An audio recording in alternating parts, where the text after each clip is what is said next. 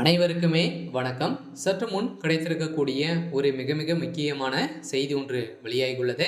திமுகவின் 4 அமைச்சர்கள் ராஜினாமா, வெடித்த கலவரம், அதிர்ச்சியில் ஸ்டாலின். இது மாதிரி செய்திகள் வெளியாயிருக்கு. இப்போ சமீப காலமாகவே தமிழகத்தில் திமுகவுடைய கூட்டணியில் வைத்திருக்கக்கூடிய கட்சிகள் அனைத்துமே பார்த்தீங்கன்னா ராஜினாமா செய்யக்கூடிய நிலைமை வந்திருக்கு இல்லையா?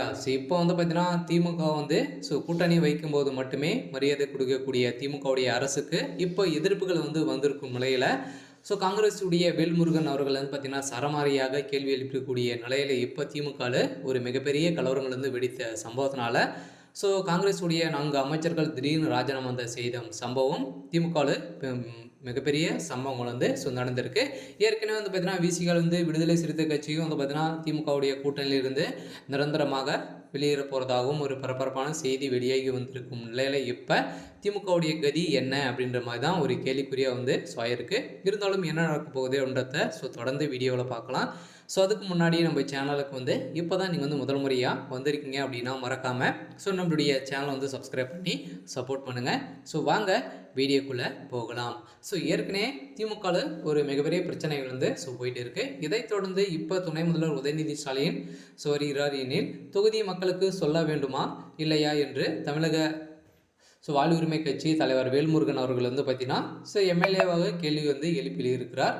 இதைத் தொடர்ந்து தமிழக சட்டப்பேரவையில் நீர்வளத்துறை அமைச்சரும் சார்பில் என் தொகுதிக்கு 4 ஆண்டுகளில் ஒரு திட்டம் கூட செயல்படவில்லை என தமிழக வாழ்வுரிமை கட்சி தலைவர் வேல்முருகன் அவர்கள் பார்த்தீங்கன்னா குற்றம் சாட்டியிருந்த நிலையில் அவை குறிப்பில் இருந்து சபாநாயகர் அப்பாவுக்கு நீக்கினார். இதற்கு வேல்முருகன் கடும் அதிருப்தியில் இருந்திருந்த நிலையில் இந்த நிலையில் கடலூரில் செய்தியாளர்களும் சந்தித்த பேசிய வேல்முருகன் கடலூர் மாவட்ட வெள்ள பாதிப்புகளை பார்வையிட துணை முதல்வர் வருகிறார்.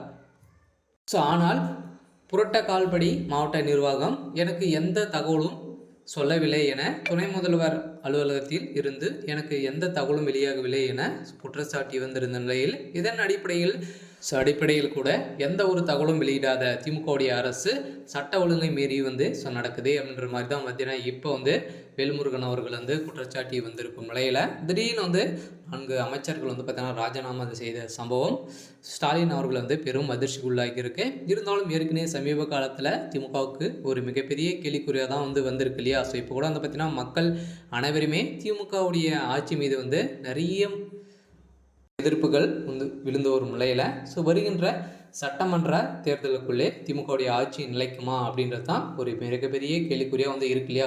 திமுகவில் இருக்கக்கூடிய கவுன்சிலர்கள் அவங்களே எதிர்த்து ஏதோ பேசினாங்க அப்படின்னா திமுகவில் இருக்கக்கூடிய ரோடிகள் அனைத்துமே வெட்டுக்கூடிய சம்பவம் தான் இப்போ பார்த்திங்கன்னா ஒரு பேட்டியில் அளித்திருக்கக்கூடிய நிலை பெரும் அதிர்ச்சியாக ஒரு பரபரப்பான வீடியோ அது வைரலாகிட்டு வருது. இருந்தாலும் திமுகவுடைய நிலைமை என்ன அப்படின்றது தான் ஒரு பெரிய கேள்விக்குறியாக இருக்குது. இன்றைக்கான அப்டேட் பார்த்தீங்கன்னா இதுதான். மறக்காமல் நம்மளுடைய சேனலை சப்ஸ்கிரைப் பண்ணிக்கோங்க. தேங்க்யூ.